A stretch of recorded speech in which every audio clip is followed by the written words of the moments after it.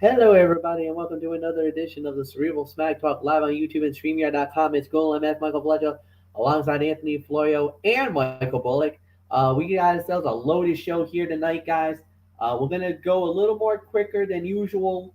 Um, Now, normally we start off with SmackDown Live and everything else, and we will. But I wanna actually get this out of the way now, so that we can just get everything all set it up and ready to go. So here we go, guys. As it was, RWA, they had their biggest event of the year that went down just this past Sunday, which was the RWA Legacy. Me and Anthony Floyer were fortunate enough to go and watch this event. We're going to go a little bit out of order, so forgive us if we did not get the match card correctly. But Anthony and I are going to give you our quick thoughts. Then we're going to get into SmackDown Live. Then we're going to give you our preview of SummerSlam with Michael Bullock. So Bullock, just hang tight for a little bit. Not too long, but just a quick Well, thought. first off, before I let you guys go, I just want to say greetings from Madison, New Hampshire, which is where I am located right now. Whoa, okay. So that's where That's part of my family vacation, so I am on location for this. yeah. And I guess we could do a quick big three report. I don't know. I don't really feel like I could probably hold it off for another week and then I'll just add it to the docket next week. I mean, I don't want to wait. I don't want to waste Bullock's time over here because if he's on location, I want to get this as quickly as possible. So what we'll do is I might back burner the big three, or I might just throw the recap on Sunday. So we'll see what we'll do. Well, I'll figure it out. So we'll start. We started it off. Well, what we did have was the RWA Tag Team Title fight, DCMC versus DUI, and yeah, DCMC successfully defended the titles once again, cheating their way to getting the victory per usual. Uh, Solid opener, good matchup. I think it.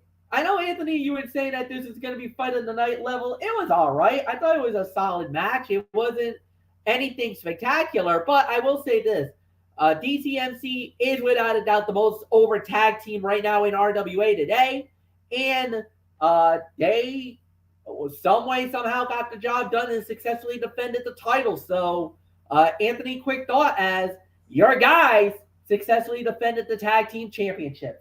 As if there was any doubt, MF. I mean, I had no doubt about it whatsoever.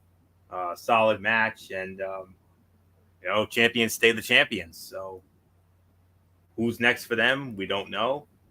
We'll probably find that out next month, or I should say later this month. At the end of this month, we'll find out for the next event. So, a solid match here. So, not much more to say, MF. Let's move on. All right, we had Thrash versus Danny Adam, and it was Thrash getting the win. One for the Rhode Island Legends. Actually, I thought Danny Adam won that match. Did he steal it? Are you sure? Oh yeah, he did steal it. He stole it at the end. So. Yep, and Danny Adam won that match, much to our chagrin because we're the old school guys, and of course during this match, our boys Danger Boy Alfredo and Wolverine showed up. And well, that was because Eddie Vegas stuck his nose where it didn't belong, and the referee ejected him out of the building, and that's when Danger Boy and Wolvie were like, yeah, you got to go. Get out. Yeah, they didn't wrestle, but they served as you could say they were kind of like security guards in a sense. Yep. So, but nonetheless, Danny Adam won the match, and the young gun gets over the legend again, just like we saw at Spectacle, the end of June when Team Morales knocked off the legends there because of that miscommunication with Thrash and Jose Perez. So, and speaking of Jose Perez, MF, he was in action as well. Yeah, Jose Perez going up against Jason Devine, and it was Jose Perez getting a huge win. Yes, sir. So you know what? That was one of those that was impromptu matches. It was not on the docket. We're not on the list. an added match, an added attraction that we got at Legacy, and did pretty good. Yes, it did. Solid match. Nice win for Jose Perez, and not much more to say. Keep running it up. Keep running it down, MF.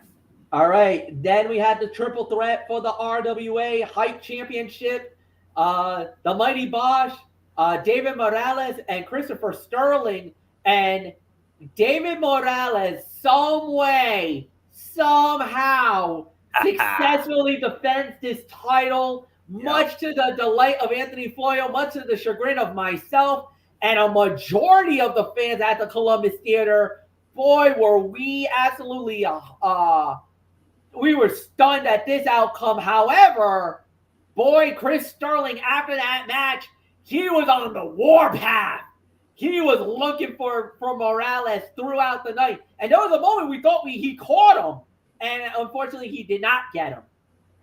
Yeah, Sterling was raising hell during the intermission. While everybody was getting their groceries, Sterling was looking for a cleanup aisle. Yeah, indeed. But the best leader in wrestling today, Mr. David Morales, got the win here. And we thought, with it being the biggest event of the year, we thought maybe a switch was possible. No, they kept it on him, and I remember, MF, we thought Mighty Bosch was gonna steal this thing, but no, it ended up going to Morales, and he kept running around saying, "Where's with the you deserve it" chants and all that. But we'll talk about that at the end. But at the end of this part, but nonetheless, the leader among leaders in wrestling. I feel the way my heel commentator character feels about him is the same way Michael Cole felt about John Laurinaitis. So yes, that's exactly what it is. Absolutely. Proven leaders always find a way to get the job done, and that's exactly what happened here. So congrats to Commissioner Morales, well deserved. He's going to hold that thing as long as he wants to, MF, whether you like it or not. Yeah, we'll see. All right, next up we had was the doghouse match. Adriel and BMT. Michael Bullock, oh my God, did you miss quite a match? This stole the damn show. Yeah. I mean, okay, so the rules were no pinfall, no submission, no count out, no DQ. The only way to win this match was basically there was a futon bed that got brought out with a cover. So basically you had to throw your opponent into that bed and tuck them in. So during the fight, BMT comes out with some gear. Adriel comes out with a lot of plunder. She brought out a lot of his stuff. We thought it was all stuff from his kiddos, but no, it was his Iron Man mask.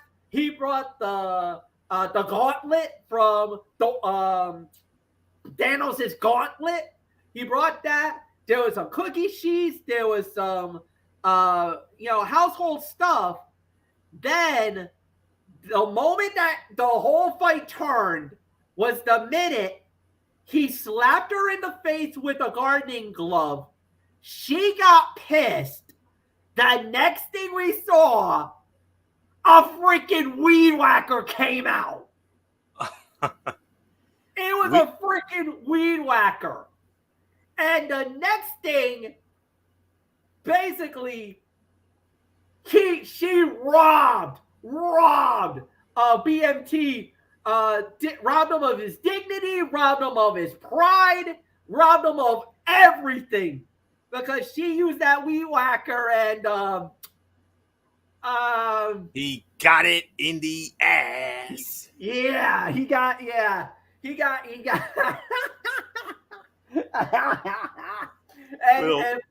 yeah, little load of Metallica on that one. Yeah. And let's just say at the end it was a full moon in Providence. Literally and figuratively. He had burned buns, baby. Oh man. Winner of the bout was Adriel. She wins it. fight of the Oh night. my I God. never going into this show. I mean, I didn't know what to expect of this match, but this was far more entertaining than it had any right to be. And Yeah. And I never thought I'd say this, but this stole the damn show. I mean, I don't think none of us saw this coming. no. And especially of these two. And the thing was, going into that fight, you heard, the gross chant. Nobody was really, they weren't totally liked, but you could tell that crowd was very, very, very pro Ariel. Oh, yes. They were really loving her for this matchup. Boy, were they. Like I said, during the fight, everything was fine. And he tried. He tried everything. He was like, nah, this is crazy. Let's not do this. This and that. He shot off his mouth again. That started the fight. That's when she whacked him with the cookie sheet. That's how that fight started. And then right at the point when he slapped her, the weed whacker came out. He tried to present flowers. She cut those flowers in half.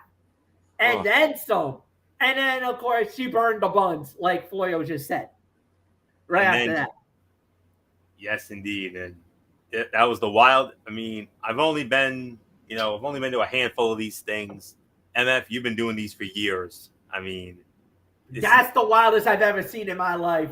In all the years I've been covering the RWA, and I've been covering it for about 8-9 years now, I never saw anything like that. Even my jaw hit though. Like, I even did the Joey Styles, oh my God, when that happened. Of course. Oh. Of course. Absolutely. So, oh, wow. Wildest, craziest match I've ever seen in the short time I've been, coming to these things. I think this is only the fourth one I've been to. You've been to a gazillion of these, MF. Yeah. I mean, I only wish Bullock was there with us, because Bullock would have lost his mind with us if he had been there. I don't know what Bullock would have done if he had been there. But Bullock, if you were there and you saw this, you would have been losing your mind just like we did. Unbelievable match. Next up, well, there was only one thing. Fans bring the weapons. It was Devin Blades versus Mike Grassa. Grassa wins the war. He won the battle. And it was a little assist by his fiance Casey. She came out right in the thick of it when it turned, because it started out with some wholesome fun. You had a little bit of some you had like the little those tubes that they normally use for the pool. So you had those. You had some chairs being thrown in. The fight took a turn when a fan had the bright idea to bring thumbtacks to the fight. Oh, that finish. Oh. Yeah. When he did that move off the top rope and drove him into those thumbtacks, we did we did one of our mega whoas in stereo, all Gorilla and Jesse. And then, of course, I had to channel Joey Styles and yell out, "Oh my God!" But I wasn't doing like not the traditional "Oh my God." It was one of those where he did the "Oh my God." Yep. Yeah, with the grunt in there, but man alive, I mean, that was another crazy match. And Bullock's boy, Mike Grassa, there, because you remember when Michael Bullock did the guest ring announcing, he introduced Grassa. Yep. When Mike Grassa went up against Jason Devine of DCMC, and Bullock, his boy, got the win. And speaking of Bullock, let's not forget about his very special friend, Teddy Goods. Teddy Goods. When he went up against Trigger the OG. Actually, we were about to get into that right now. I was going to wait for that, but no, we'll fire that one off right now. Teddy Goods, Trigger the OG, actually jumped, I believe they jumped off the show. Yeah, this was the opening fight of the night. So opening match, once again, Teddy Goods starts it off, had quite a performance and got the win. Took down the unit's own Trigger the OG in the match. Solid bout, solid fight, good battle. Yeah, solid match there. And of course, Barnaby Combs was also in action. He went up against, I believe, Sean Leader, right? Sean Leader, Barnaby Combs, they went at it.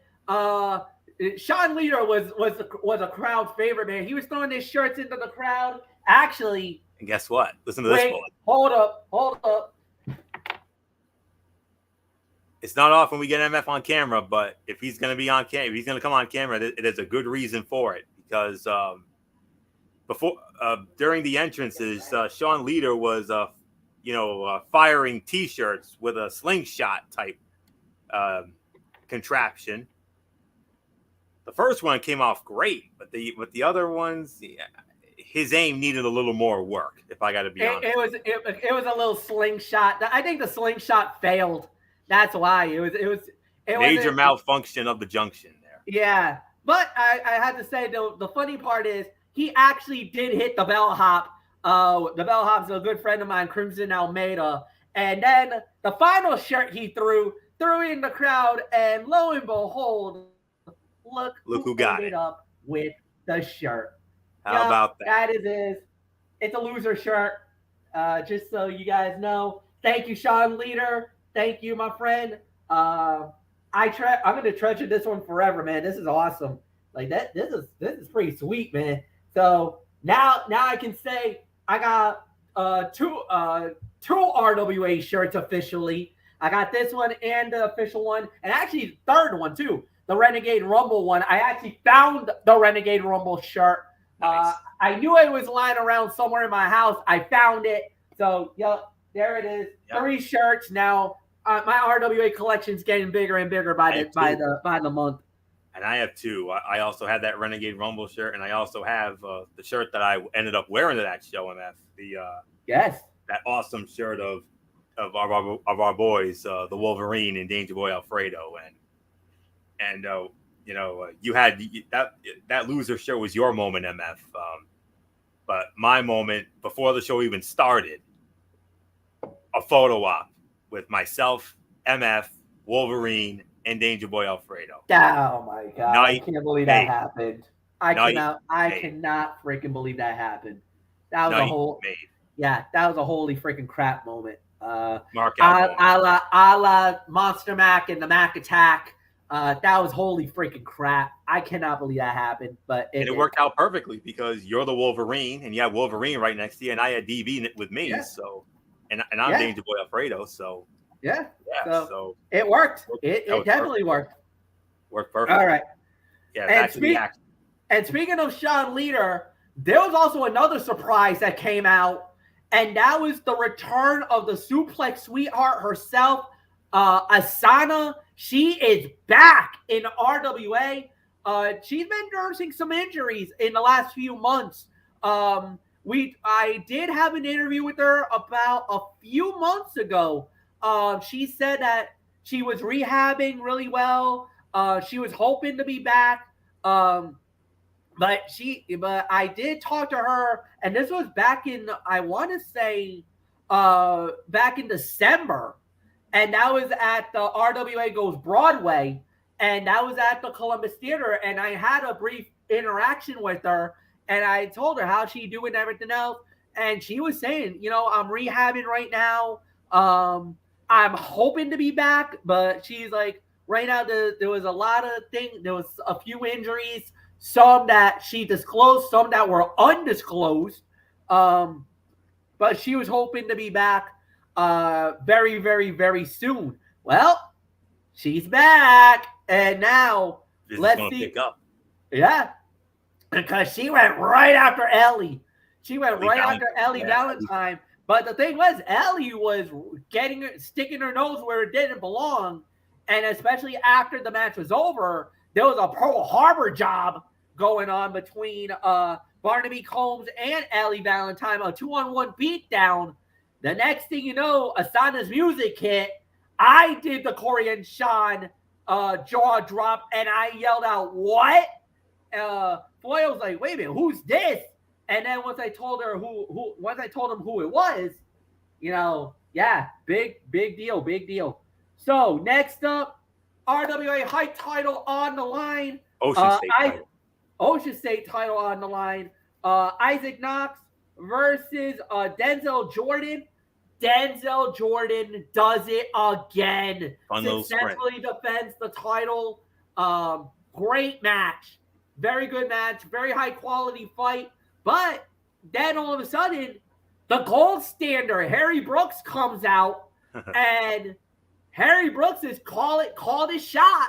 Said he wants a shot. Well, you asked, you get it. Next month, I think it's August 20. 3 weeks from tomorrow. Yeah, 3 weeks from tomorrow. 26th. The 26th. Summer Showdown, the next event. Summer Showdown in Johnston. At the Recreational Center. Tickets are on sale for the show. And yeah, we'll wait and see. And then in the main event, the 5-way for the RWA Championship, the champion AJP. Then we had Dick Lane, Tom Billington, Shay Cash, and Steven Lust. Tom Billington wins it all. He is the new RWA champion. History made. Unprecedented crowning.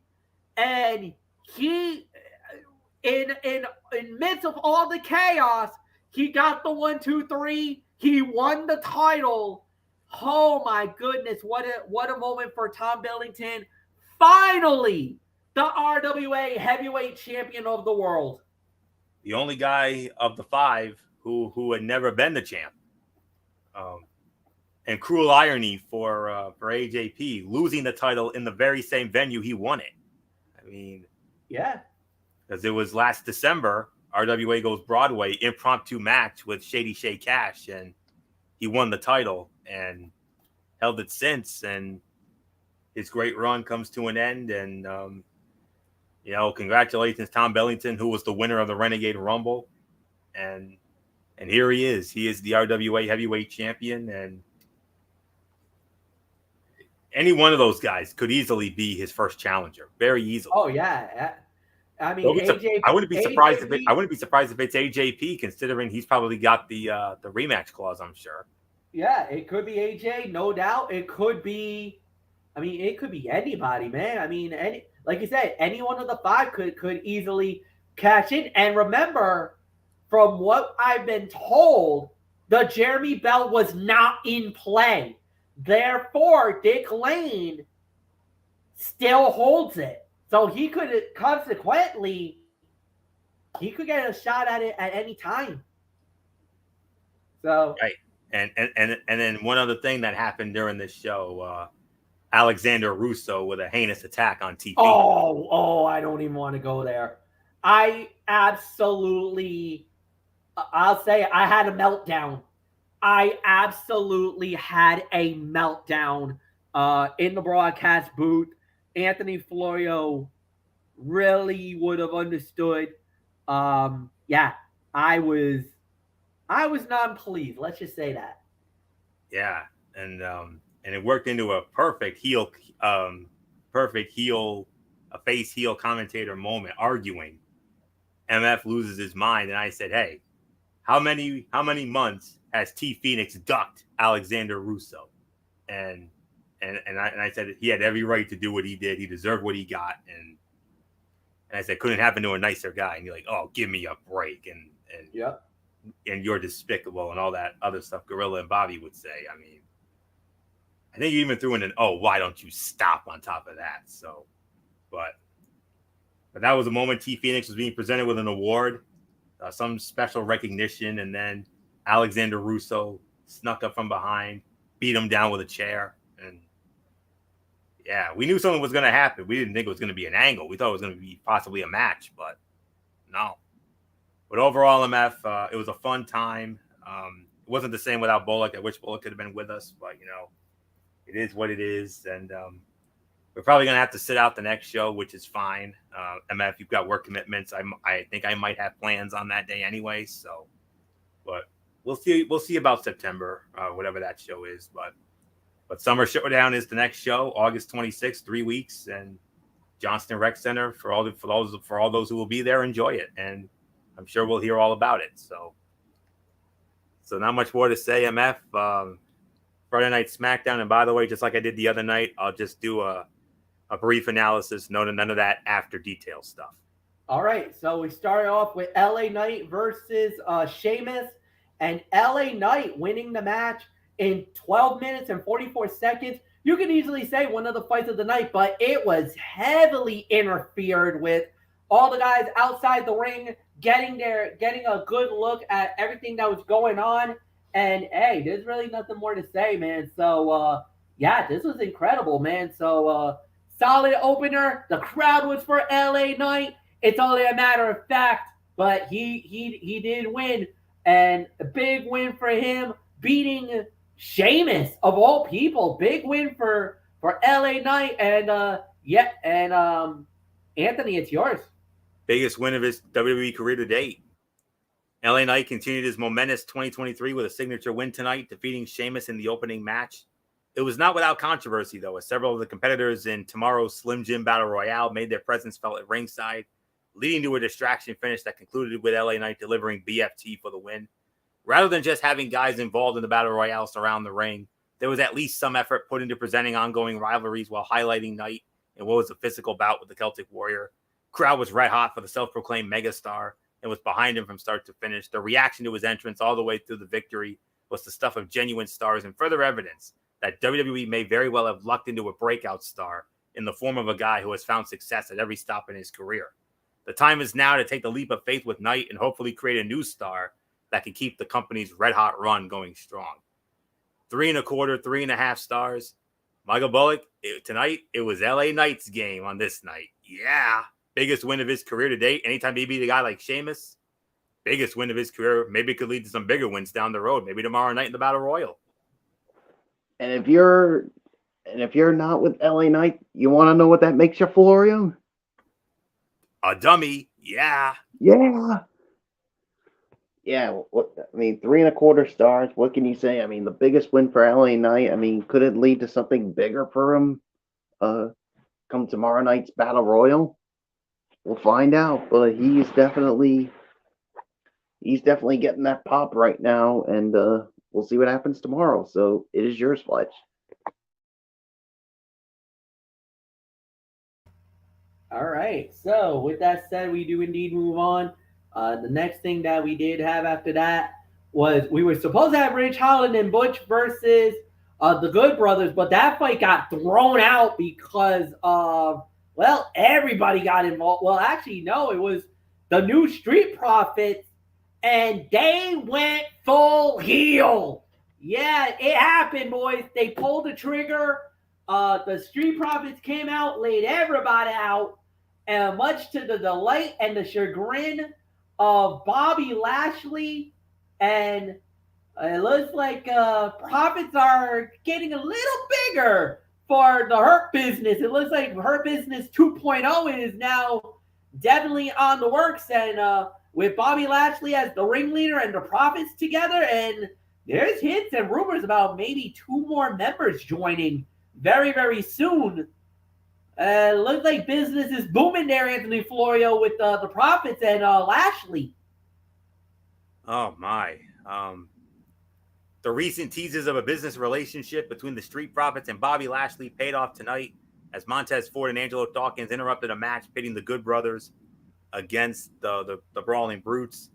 It ended in a no contest, but it was ultimately secondary to the angle that played out after the bell. Montez Ford and Angelo Dawkins immediately leveled up. They went from beloved, fun-loving baby faces to a tag team that can threaten any team, especially with the influence of the Almighty behind them. It remains to be seen if the duo will turn heel in the coming weeks, but one would think that interrupting a battle of baby faces would position them in that role. If so, it will be a refreshing change for 2 guys who have only scratched the surface of what they are capable of in the rings of WWE. So, turn them heel. Hey, a heel Street Profits possibly going up against KO and Sammy in the future? Sign us up. That's all I say. So, Michael Bullock, what do you make of all this? I mean, looks like we have a heel turn for the Street Profits. Whoa. Yeah, I think maybe a heel turn could do them wonders. I mean, they only scratched the surface as baby faces, and now aligning themselves with Bobby Lashley and maybe the Hurt Business 2.0. This could definitely help them, but we'll see what happens as this progresses. So I guess we can say, boys, those red Solo cups are dead now. Yeah, definitely. No more fun-loving Street Profits. They are now serious business, especially with the almighty Bobby Lashley. All right. With that said, unfortunately, we do have a couple of cutouts. Austin Theory versus Kramer and Grimes. Theory wins in 3 minutes and 20 seconds. There's really not much to talk about there. Then we had Io Sky versus Zelina Vega. Zelina Vega winning in 3 minutes and 48 seconds. It was more about Shotzi Blackheart and Bailey more than anything else in that storyline. So really nothing more to say there. We do go into the And main I don't event. know about I don't know about you, Fletch. I'm going to get a quick thought. I mean, you think Shotzi's crazier than a pet coon now?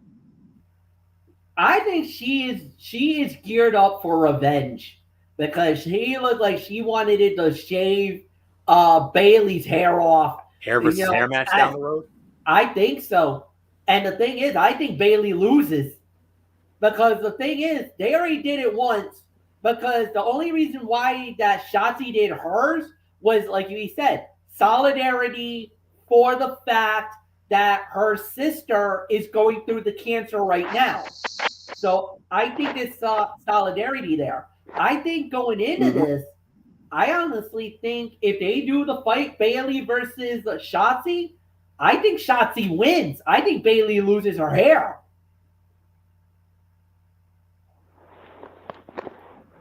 Yeah, and can we say Bailey's going to become Baldy? Well, we'll see. We'll see. Main event. And all I can say, and here's another thing. If that happens, Michael Cole is going to have a whole lot of fun with that because after all the times Bailey has dissed him, oh yeah, I think it's only a matter of time before Michael Cole disses her for becoming Baldy. Well, we'll see. We'll see.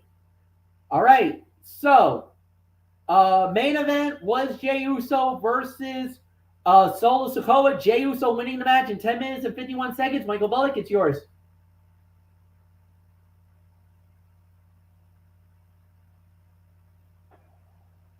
Oh yeah, I mean it was to me, it was a 3.25 star match. I mean, it was another one of the top fights of the night. It definitely gives Jey Uso some momentum going into his undisputed Universal title match, in which is Tribal Combat, and yeah, it's definitely going to be the biggest match for Jey Uso, and obviously he's going to be fighting for the honor of his brother Jimmy, who's hurt right now.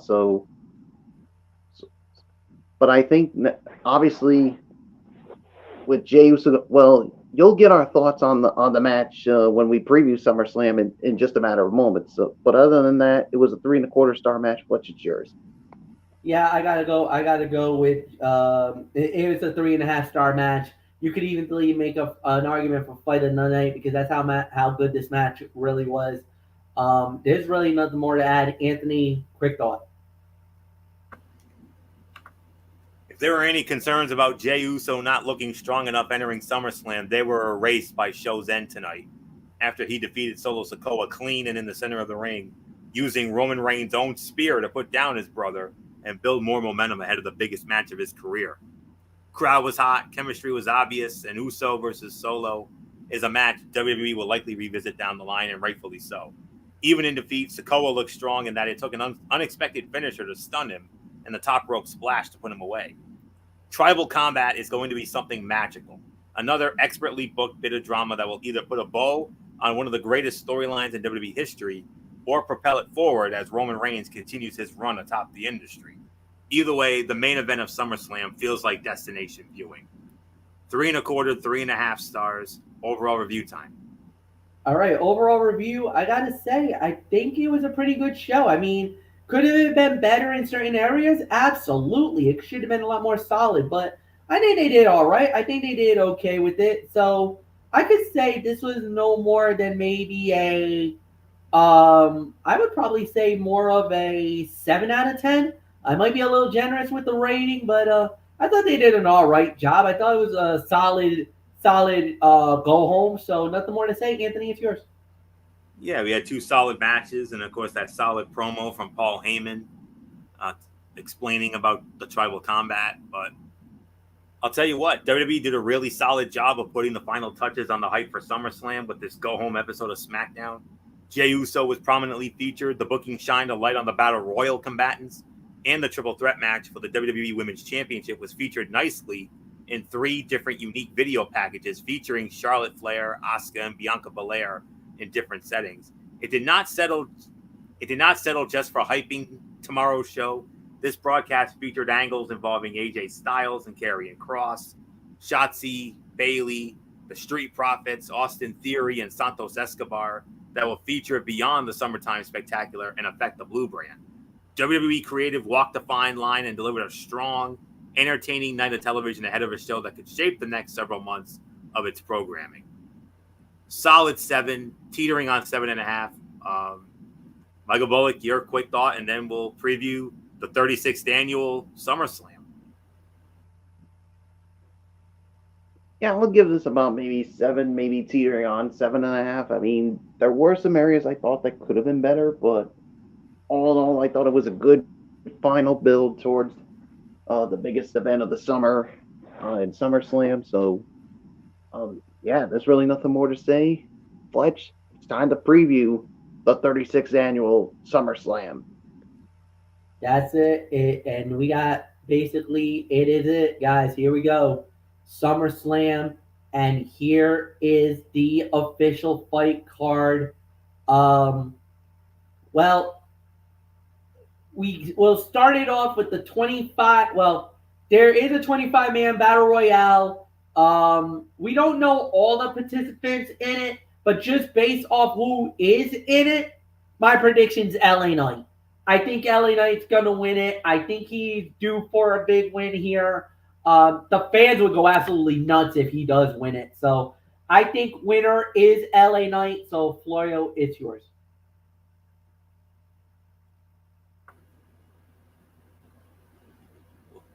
Yes, WWE really should strike while the iron is hot.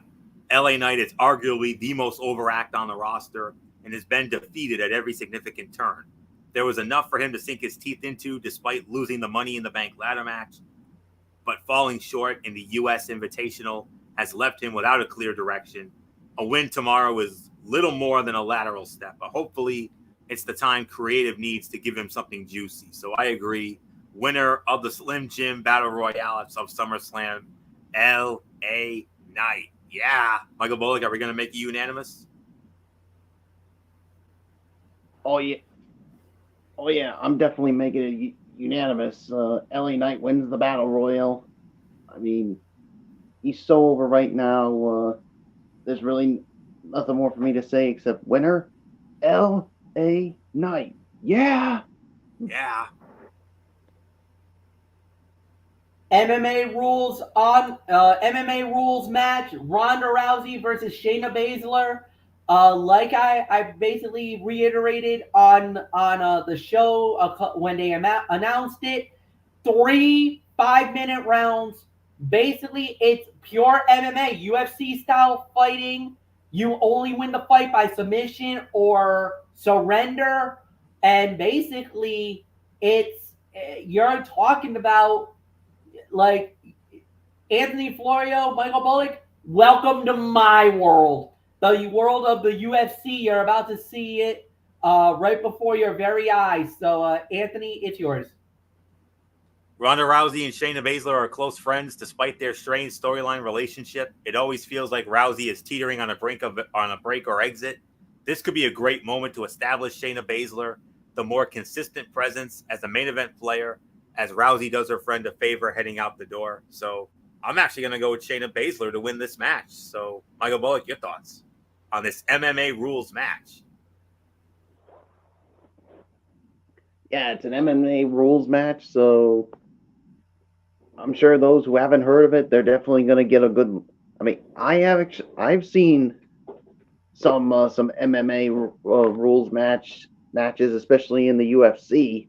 I mean, one of them I think was Ronda Rousey and the who was the UFC fighter that the women's UFC fighter? Oh, Amanda Nunes. That's who it was. I mean, I did watch that and I was impressed with it. So I think people will enjoy it, but we'll see what happens. So I'm going with Shayna Baszler to win this one. It's yours, Fletch.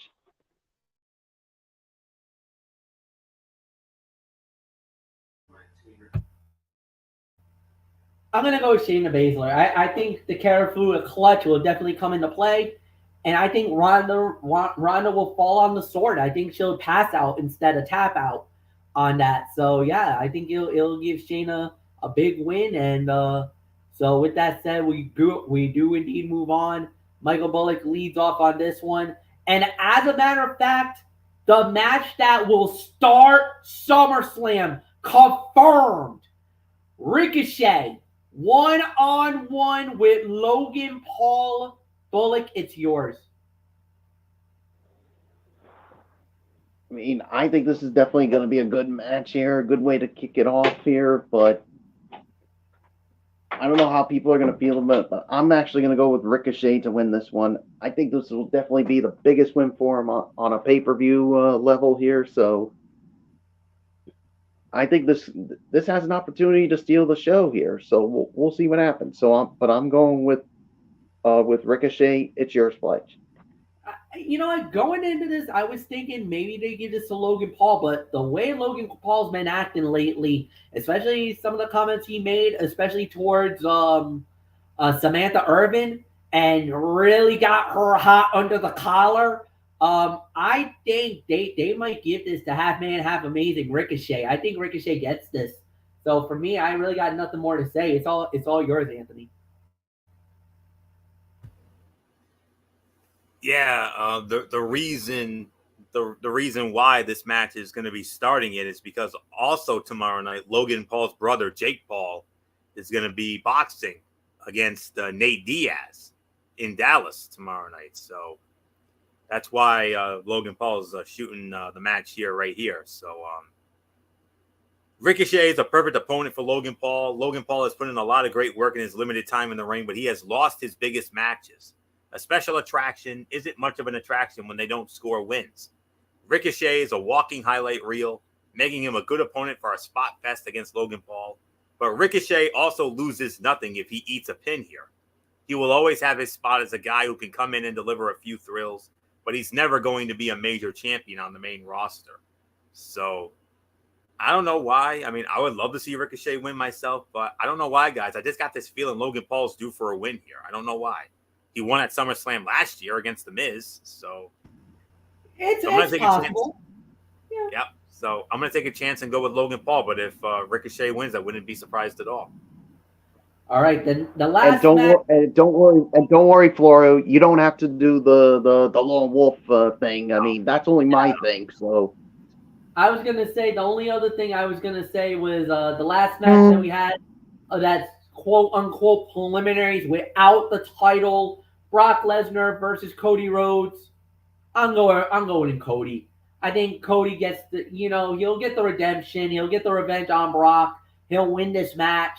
That will end that, and then of course Cody will move on with the story to be his story of that finishing the story that could lead him all the way to WrestleMania. Who knows? So I think Cody Rhodes wins this one. Anthony, it's yours. Agreed. Cody Rhodes needs to win far more than Brock Lesnar here, and it's hard to imagine that isn't going to be what happens. Brock Lesnar can be plugged into whatever match or situation for the rest of his life, and it will be accepted by the fans without hesitation. Cody Rhodes was built to his WrestleMania title shot with his tale of redemption and need to finish the story by winning the title his father never held and then came up short. If he loses this feud with Lesnar, it sends a really dark message about his future in WWE. But rubber match, usually 9 times out of 10, the babyface usually goes over. And like I said, Cody needs it far more. So winner of the match for me, Cody Rhodes. And I'll even give you a bold prediction. I think this will be the best match of their series so far. So not much more to say here. I got Cody Rhodes winning as well. Bullock, are we going to make it unanimous once again? oh yeah, I'm making it unanimous and going with Cody Rhodes to defeat Brock Lesnar, end this feud, and hopefully both move on to different things, especially for Cody Rhodes to finish the story. So, with that being said, Fletch, I think it's time to get into the matches that involve certain championships. We start out with the Intercontinental title on the line. Drew McIntyre versus Gunther. Anthony, I believe this goes to you. And it's only fitting because, hello, I'm the man who has the utmost respect for the Intercontinental Heavyweight Championship. We all do, but it holds an extra special place in my heart. And, we've talked about this many of times. The Intercontinental Heavyweight Championship, correct me if I'm wrong, gentlemen, has changed hands more than any other title in SummerSlam history. Yes, it has. 15 times. That's the number, 15. And all I can say is it's about damn time this title is getting defended at a SummerSlam. Me and my research here. When I do research about certain events in the past, what really irks me here? There's only one thing that irks me about this, and that is, you want to know the last time the Intercontinental Heavyweight Championship was defended at a SummerSlam? 2018. Oof. 5 years. Do you have any idea how damn insulting that is? I know you're real pissed off on that, Florio, because, like you said, of how much you really revere in that Intercontinental Championship and its prestige. So much so, you've seen it on here many of times before. I have the old school belt, and because that's how much it means to me. I wanted a piece of it, and for them to wait 5 years to finally have the Intercontinental title defended at SummerSlam again. Yep. It's a damn near slap in the face. But then again, look who was running the program. This is true. But you really think McMahon gave a damn about that Intercontinental title? No, absolutely not. That's my case. But we talk about great Intercontinental matches in SummerSlam history. The last time it was defended, 2018, that was a great match. Seth Rollins and Dolph Ziggler, that was a damn good match. Come on, that jumped it off that night. And that was also the last time it changed hands too. Seth freaking Rollins winning the title. But you had that match. Of course, you had the ladder match with Shawn Michaels and Razor Ramon in 95, Triple H and The Rock in 98. You also had Bret Hart and Mr. Perfect in 1991. And, of course, the greatest of them all, Bret Hart and the British Bulldog at Wembley in 92. This match, if it goes the way we think it does, and it will, and if it does, we could be looking at it at the new greatest Intercontinental match in SummerSlam history. Drew McIntyre returning and confronting Gunther was exciting because it meant fans were in for another hard-hitting classic during Gunther's impressive reign as Intercontinental Champion. That doesn't mean McIntyre will get the win. However, especially considering how close Gunther is to breaking the Honky Tonk Man's record for the longest reign with the Intercontinental title, it's probably as simple as looking at that record to determine the winner. So I'm gonna take a chance here and say the winner, and still the Intercontinental Heavyweight Champion, the Ring General, Gunther. Michael Bullock, if this match is anything like what we saw at WrestleMania with with these two guys and Sheamus, this could end up surpassing all of those legendary Intercontinental matches from yesteryear I just mentioned. We could be looking at an all-timer if all goes well. Especially all the great ones we've seen at SummerSlam. Like you said, Bret Hart and the British Bulldog. I mean, Shawn Michaels and Razor Ramon. I mean, Mr. Perfect and Bret the Hitman Hart. I mean, this match has an opportunity to surpass both of those as the greatest Intercontinental title match of all time. And I'm going to go on the record of saying this. I think it will, because what we saw at WrestleMania with these two and Sheamus, oh man, that was just so awesome. I think that, and all I can say is, guys, Detroit City, you want to know what it's going to become? Claymore Country. No, it's going to be Chop City, because Chop City. it's going to be chop shop. Oh my goodness. Can you imagine what that's going to be like when those two are literally laying the lumber on each other with those chops? Whew. I mean, it could really make my chest look. I mean, yeah, I mean, just imagine how you're going to feel when that happens. I mean, especially with those at Ford Field. So, man, so uh, part of me wants to see Drew McIntyre end this reign, but they're really making Gunther to be the greatest Intercontinental Champion of all time. If that's going to happen, he's got to win this match. So, winner and still the Intercontinental Heavyweight Champion, the Ring General, Gunther. It's yours, Fletch. Oh man. Going into it, I was thinking McIntyre. I honestly thought.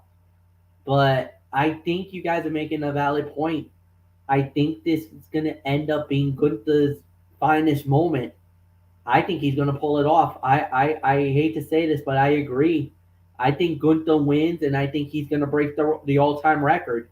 So there's really nothing more to say. Next up, triple threat for the WWE women's title, as it is Asuka putting the title on the line against Charlotte Flair and Bianca Belair. Michael Bullock, you lead off.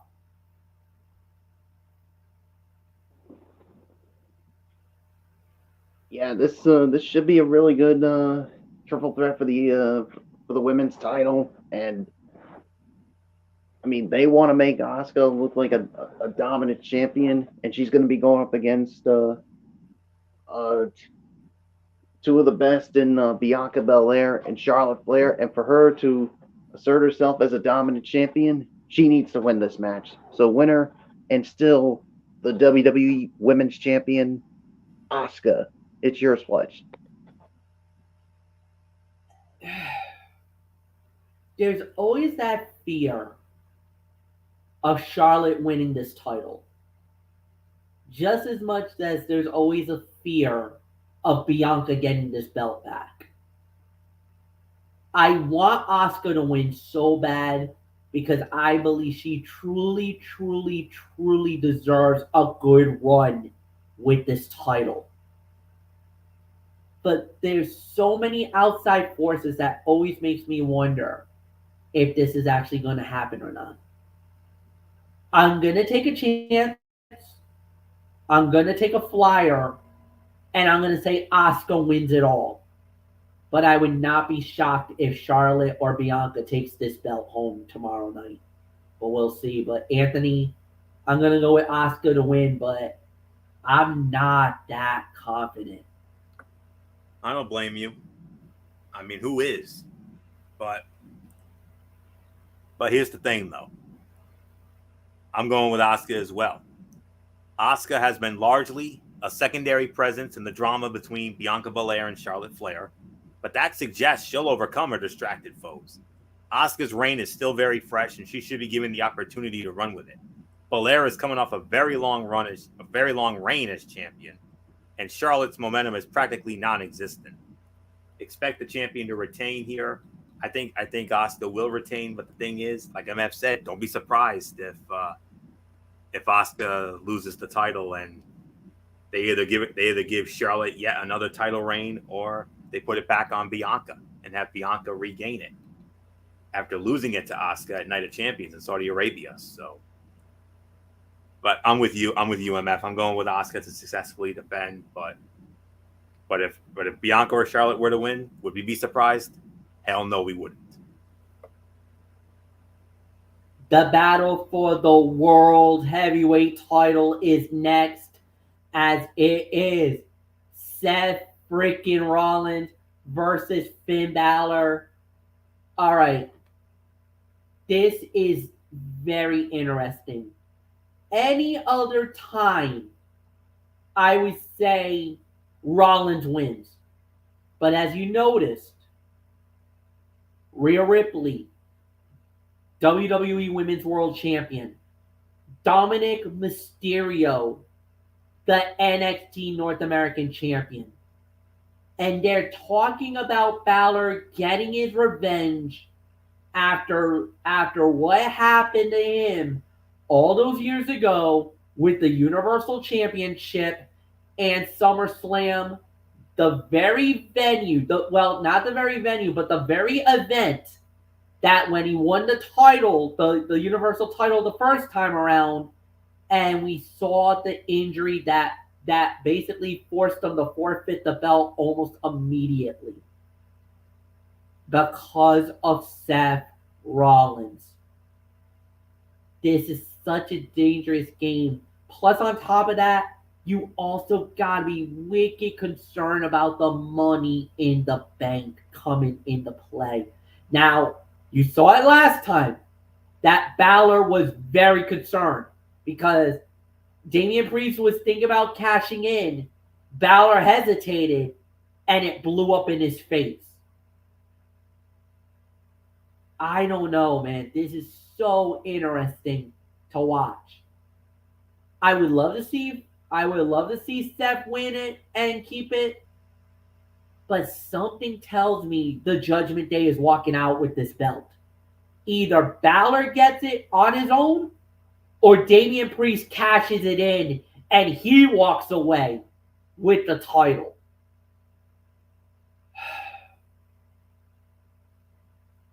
I'm gonna go Rollins for now, but I would not be stunned if we hear new champ. Anthony, it's yours. Well, MF, you know better than anybody how much Michael Bullock and I especially love Seth freaking Rollins. Doing the whole Oh yeah. doing the whole bit. The whole Seth freaking Rollins thing that I always do, and of course the and all that. But I'm afraid it's not going to be any laughing matter here, gentlemen. Do I want to see Seth Rollins successfully defend? Absolutely, we all do. But here's the thing. Judgment Day has remarkably overcome a long and critically panned start to become one of the most diverse acts on the roster. Rhea Ripley and Dominic Mysterio are champions, and Damian Priest holds the Money in the Bank briefcase. It's time for Finn Balor to complete the circle, particularly after losing to Seth Rollins at Money in the Bank last month. Some will complain that Rollins deserves a longer stint as champion. We're all in that boat. That's fine. But SmackDown is already contending with a long reigning and dominant champion. Perhaps Raw's title scene could benefit from some hot potatoing. So, as much as I want to see Seth Rollins successfully defend here, I got this feeling, and I talked about this recently. As everybody knows, the Judgment Day is now the new hot dominant faction in WWE right now, surpassing the Bloodline after they imploded. So, and if you want to push them as the most dominant faction, the best way to push a faction as a dominant faction, a most dominant faction, is to have every member holding some form of a championship. So, in order for that to happen, Finn Balor's got to walk out of here the new World Heavyweight Champion. Or, who knows? Maybe Finn Balor does win the title, and maybe Damian goes into business for himself, cashes in Money in the Bank, and Damian Priest walks out with the title. I don't know. We're going to have to wait and find out. But if Seth freaking Rollins walks out of here walks out of Ford Field tomorrow night with the World Heavyweight Championship, I, for one, will be shocked. But I'm going to go with Finn Balor to win the title for right now. But Michael Bullock, do not at all be surprised if the Archer of Infamy cashes in on either guy and steals the title himself. Yeah, that's going to be the key right there, is the Money in the Bank with Damian Priest. So, man, this is not easy for me. I mean, I really want to see Seth freaking Rollins hold on to the title. I mean, people want to see him go on a good run here. But the only thing is, like you said, Seth freaking Rollins retained it at Money in the Bank. And so I think in order for Finn Balor to get his his revenge to be complete, he needs to win this. So as much as I want Seth freaking Rollins to win, I'm gonna say winner and new World Heavyweight Champion Finn Balor. But I'll tell you what, if Seth freaking Rollins somehow retains it, then me and Florio, we will do our thing on the recap show. You can mark our word on that. All right. And that will be on Sunday night if that does indeed happen. Main event of SummerSlam. Tribal combat for the right to be called the tribal chief, and more importantly, the undisputed WWE Universal Champion Roman Reigns versus main event Jey Uso. Anthony Florio, it is yours. I think we're all in agreement. This is probably going to be the fight of the night. But then again, you can say that about a lot of the matches on this card here tomorrow night. This is yet another quote unquote good spot for Roman to drop the title. And yet there's basically no expectation that Jey Uso will go over. To be fair, outside of the epic bloodline story, there's never really been a point where either Uso would be seen as a single star that could carry the world title. WWE has passed on many other big moments that would have been a fitting end to the title reign, and it seems certain they'll do so again tomorrow night. The tribal combat rules in play give a lot of cheap ways to allow Roman to retain, which has been the story of his time as champion. And how many times have they crushed our spirit? Three times in particular. Drew McIntyre at Clash at the Castle, Sami Zayn at Elimination Chamber, although that one was expected. But the one that we all thought was going to happen, Cody Rhodes at WrestleMania. Nope. No deserving contender has yet dethroned Roman Reigns. One can make the argument that it was all leading to Jey Uso, as it should, but I would wager that WWE will settle with Jey Uso and the Usos tag team win at Money in the Bank as their big moment and Jay's big moment. There's still a Roman and Solo feud to possibly explore, and Cody's redemption story. At this point, to be honest, I don't expect or see anyone to take the undisputed title off of Roman until WrestleMania 40 at Lincoln Financial Field in Philadelphia next April, 8 months or so from now. So Jay got his moment in London at Money in the Bank when he became the first guy to pin Roman in 3+ years. Sorry, guys. If you think you're gonna get another miracle, nope, not this time. Roman gets the win back, so winner and still the undisputed WWE Universal Champion and still the Tribal Chief, Roman Reigns. Michael Bullock, your thoughts? Yeah, I mean, like you said, with Jey Uso getting the pinfall, the first guy to pin Roman Reigns in 3.5 years, you think Roman Reigns has forgotten about it? Of course not. I mean, he wants his payback here. So, to me, winner and still undisputed Universal Champion and still the Tribal Chief, Roman Reigns. Fletch, take it home. I agree, guys. It's unanimous. It's going to be Roman Reigns successfully defending the title. It's going to be a great matchup, but it's Roman. Roman's going to win it. He's going to keep the title, and that's going to end that. Sunday night, we are going to do the recap of SummerSlam. We also will have we're also going to have AEW Collision as well, a special Sunday edition of TXN Talking Wrestling, and that's going to start at 10 p.m. So, with that said, for Anthony Florio, for Michael Bullock, I am Michael Fletcher. Thank you so much for watching, guys. We'll see you guys on Sunday. Until then, so long.